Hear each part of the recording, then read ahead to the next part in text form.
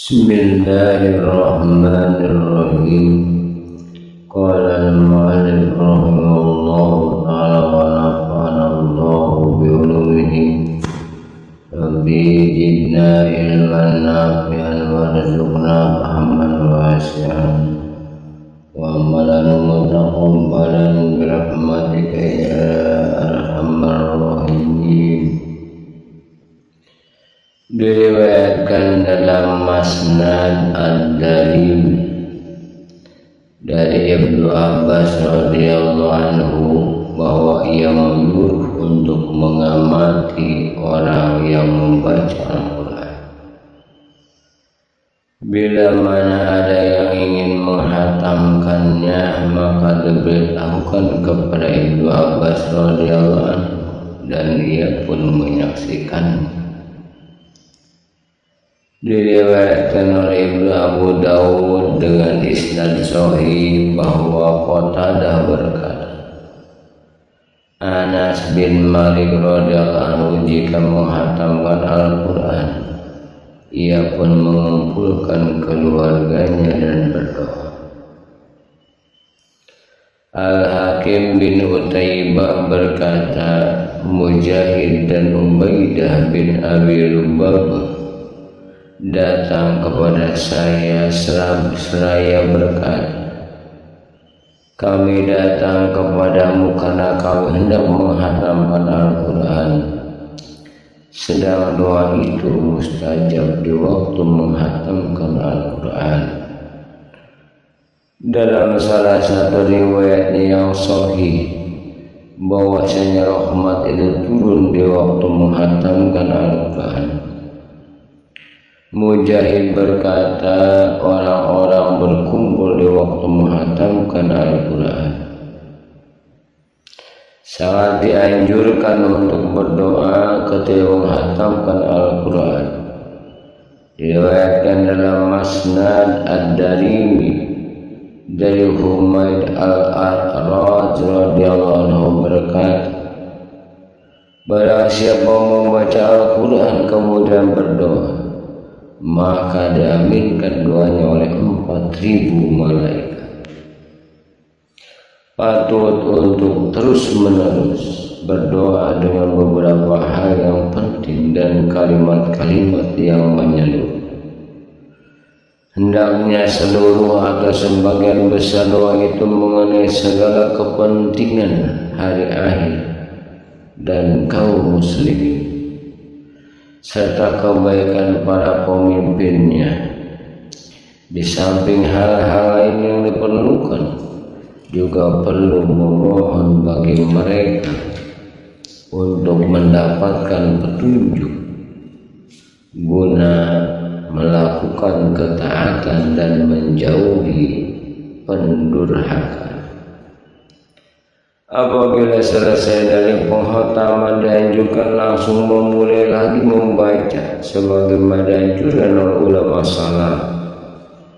Mereka berhujjah dengan hadis Anas bin radhiyallahu anhu bahwa Rasulullah SAW bersabda, khairul a'malil hillu war rihlat wa ma huma qala ibtitahul qur'ani wa khatmuhu. Sebaik-baik amal adalah selesai dan pergi. Ada yang bertanya, apakah keduanya? Beliau menjawab, memulai pembacaan Al-Quran dan penghataman. Diriwayatkan dalam Sahih Bukhari dan Muslim dari Abu Musa Al-Asy'ari radhiyallahu anhu dari Nabi sallallahu alaihi wasallam bersabda, ta'ahadu hadzal Qur'an fawallazi nafsu Muhammadin biyadihi lahu asaddu tafalluta minal ibili fi uqudiha. Teruslah membaca Al-Quran, karena demi Allah yang menguasai nyawa Muhammad, ia lebih mudah lolosnya daripada unta yang terikat. Diriwayatkan dalam Sahih Bukhari dan Muslim dari Ibnu Umar radhiyallahu anhu bahwa Rasulullah SAW bersabda, innama masal sahibil Quran kamasal ibil muqalat in ahada alaiha amsakaha wa in adlaqaha jaham.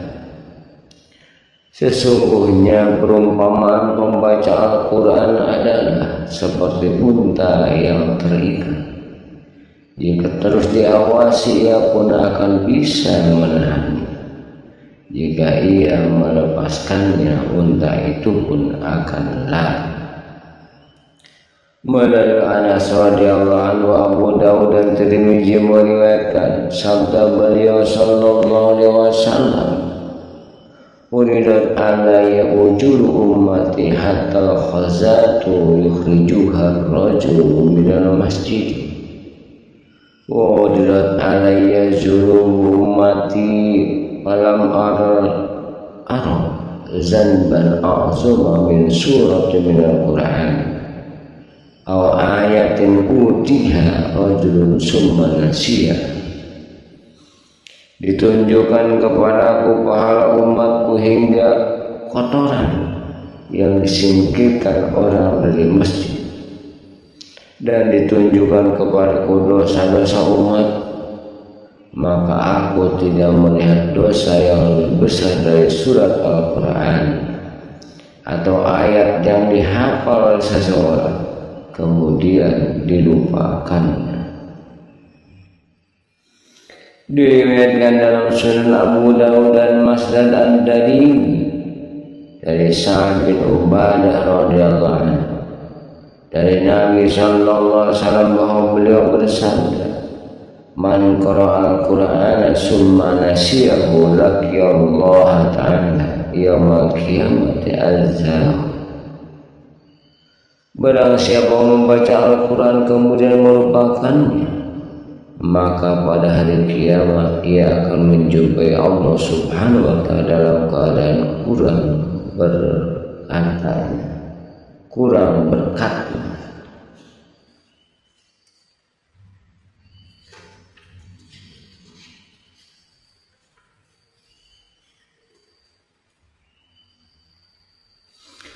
Pertama kali disuruh mengikhlaskan diri dalam membacanya Al-Quran dan hanya mengharap keridhaan Allah Subhanahu wa ta'ala, tidak bertujuan selain itu. Juga bersikap sopan terhadap Al-Quran dan merenungkan bahwa ia sedang berbicara di hadapan Allah Subhanahu wa ta'ala dan membaca kitabnya. Bagi pembaca Al-Quran patut membersihkan giginya, bersiwak dengan kayu arang atau lainnya sebelum mulai membaca dalam pembacaannya. Diupayakan dengan khusyuk dan merenungkannya, karena dengannya dada menjadi lapang dan hati menjadi terang.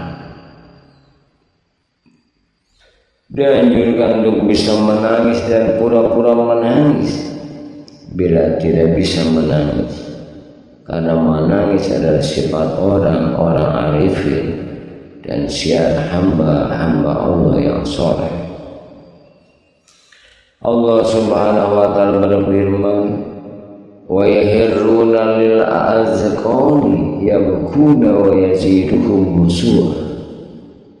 Mereka pun rebah bersujud sambil menangis dan bertambah kekhusyuan mereka. Quran Surah Al-Isra ayat 109. Membaca dalam mushaf lebih utama daripada membaca dengan hafalan.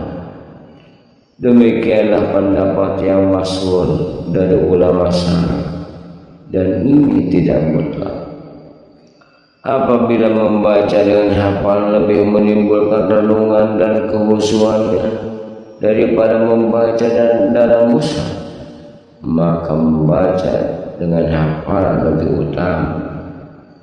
Apabila sama, maka dari mushaf lebih utama. Inilah yang dimaksudkan oleh kaum salaf.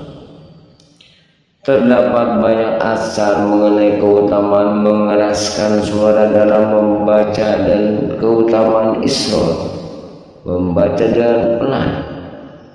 Para ulama berpendapat bahwa isra lebih menjauhkan riya bagi yang mengkhawatirkan hal itu. Maka isra lebih utama. Bagi yang tidak mengkhawatirkannya maka mengeraskan suara lebih utama, dengan syarat tidak mengganggu lainnya, seperti orang yang sedang sholat atau orang tidur. Dalil atas keutamaan mengeraskan suara adalah pengamalannya lebih banyak, dan karena manfaatnya bisa meluas kepada lainnya. Dengan cara itu bisa menyadarkan hati pembaca dan memusatkan pikirannya, mengusir kantuk dan menambah kegiatan serta menyadarkan orang lain yang lalai. Bila mana pembacaan dengan suara keras diikuti niat-niat tersebut, maka cara ini lebih utama. Dianjurkan membaguskan suara asalkan tidak merusak bacaan. Tidak disukai perkataan "saya lupa ayat ini adalah surat ini", akan tetapi diucapkan "saya dibuat lupa akan ayat ini" atau "saya telah menggugurkannya". Diriwayatkan dalam Sahih Bukhari dan Muslim dari Ibnu Mas'ud radhiyallahu anhu bahwa Rasulullah SAW bersabda, "La yaqulu ahadukum nasitu ayata kaza wa kaza bal huwa nusya." Janganlah seseorang di antara kaum mengatakan "saya lupa ayat begini dan begini", akan tetapi ia telah dibuat lupa. Dalam suatu kesempatan Bukhari dan Muslim juga meriwayatkan, "Bi'sama li ahadihim an yaqula nasitu ayata kaida wa kaida bal huwa nusya." Adalah buruk orang yang mengatakan "saya lupa ayat begini dan begini", akan tetapi katakan ia telah dibuat lupa. Diriwayatkan dalam Sahih Bukhari dan Muslim dari Aisyah radhiyallahu anha bahwa Nabi SAW mendengar seorang lelaki membaca Al-Quran, lalu beliau bersabda,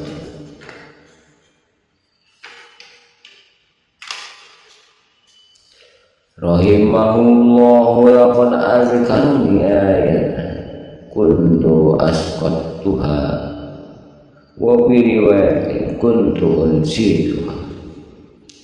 Semoga Allah mengasihaninya, ia telah mengingatkan aku sebuah ayat yang telah kugugurkan.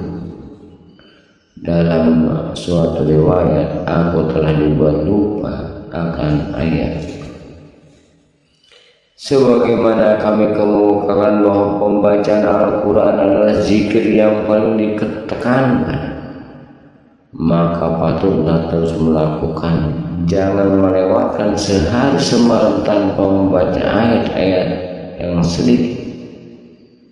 Diriwayatkan dalam kitab Ibnu Sunni dari Anas radhiyallahu anhu bahwa Rasulullah SAW bersabda, "Man qara'a fi yaumin wa lailatin khamsina ayatan lam yuktab minal qabilin, wa man qara'a mi'ata ayatan kutiba minal qanitin, wa man qara'a mi'atai ayatin lam yuhadzil Qur'an yaumal qiyamah, wa man qara'a khamsi mi'atan kutiba lahu qintarun minal azri."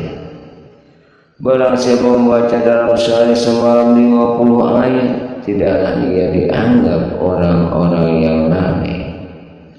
Barang siapa membaca 100 ayat, ia ditetapkan dalam golongan orang-orang yang selalu taat. Barang siapa membaca 200 ayat, tidaklah ia diprotes oleh Al-Quran pada hari kiamat. Barang siapa membaca 500 ayat, ditetapkan baginya 1 pikul pahala. Melalui Abu Hurairah radhiyallahu anhu Ibnu Sunni juga meriwayatkan sabda beliau SAW, man qara'a asra ayatin lam yuktab minal ghafilin. Barang siapa membaca 10 ayat, ia pun tidak ditulis sebagai orang yang lalai. Banyak hadis mengenai pembacaan surat dalam sehari semalam, di antaranya Yasin, Tabarak atau Al-Mulk, Al-Waqiah dan Ad-Dukhan. Masih melalui Abu Hurairah radhiyallahu anhu, Ibu Sunni meriwayatkan sabda Nabi SAW, man qara'a Yasin fi yaumin wa lailatin ibtigha'a wajhillahi ghufira. Barang siapa membaca surat Yasin dalam sehari semalam dengan mengharap wajah keridhaan Allah, ia akan diampuni dosa. Diriwayatkan Tirmidzi dan Ibnu Sunni dari Abu Hurairah radhiyallahu anhu bahwa Rasulullah SAW, man qara'a surat Ad-Dukhan fi lailatin asbaha maghfurun lahu. Barang siapa membaca surat Ad-Dukhan dalam semalam, ia akan diampuni dosanya pada pagi harinya. Melalui Ibnu Mas'ud radhiyallahu anhu, Ibnu Sunni, Baihaqi, Abu Ya'la dan lainnya meriwayatkan sabda beliau sallallahu alaihi wasallam, man qara'a surat Al-Waqiah fi kulli lailatin lam tusibhu ahok. Barang siapa membaca surat Al-Waqiah setiap malam, ia tidak akan ditimpa kemiskinan. Jabir radhiyallahu anhu berkata bahwasanya Rasulullah SAW tidak tidur setiap malam sebelum beliau membaca Alif Lam Mim Tanjil dan surat Tabarak. Nabi SAW juga bersabda, barang siapa membaca dalam satu malam surat Az-Zalzalah, maka sama dengan membaca separuh Al-Quran. Barang siapa membaca surat Al-Kafirun, sama dengan membaca seperempat Al-Quran. Barang siapa membaca surat Al-Ikhlas, sama dengan membaca sepertiga Al-Quran. Dalam satu riwayat, barang siapa membaca ayat kursi dan permulaan surat Al-Hamid, maka ia pun terjaga pada hari itu dari setiap keburukan. Wallahu a'lam bishawab.